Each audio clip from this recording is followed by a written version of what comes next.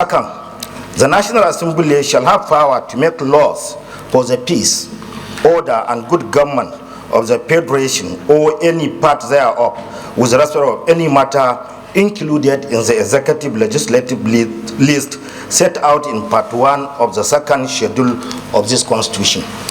Based on these powers vested to the National Assembly, Mr. Speaker, if we can, Mr. President, if we can remember last National Assembly, 9th National Assembly, passed Petroleum Industrial Act, which is one of the marvelous exercise of this legislative house.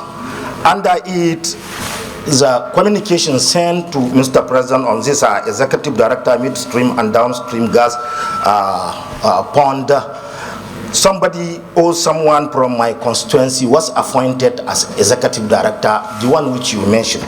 And the appointment is in term of 5 years in accordance with the provision of section 34 of the FIA, section 34, DI section 2 and 5 of the Petroleum Industrial Act. Therefore, and section 36(1), he started in March 2022, and it is the Senate who confirmed him.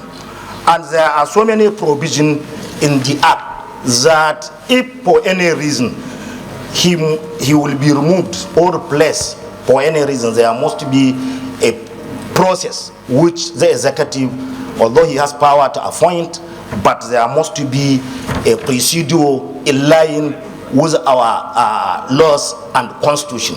Therefore, I am drawing the attention of the Senate that the appointment, okay, or the gentleman who is serving his term was not served with any letter of disengagement, or there was no correspondence from anybody, but he was just heard that he has been removed. Therefore, I think we are the one who made this law. It is the responsibility of the National Assembly to respect its own laws.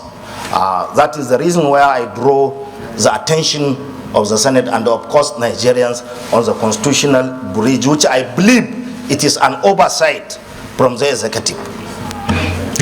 Your disengagement of the executive vice chairman and CEO of the Federal Competition and Consumer Protection Commission, FCCPC, in accordance with the provisions of Section 8, subsection 2 of the Federal Competition and Consumer Protection Commission, FCCPC, Act 2018, I hereby seek the kind confirmation of the Senate in respect of the disengagement from office of Babatunde Irukere as the Executive Vice Chairman, Chief Executive Officer of the FCCPC, with effect from Monday, the 8th day of January 2024.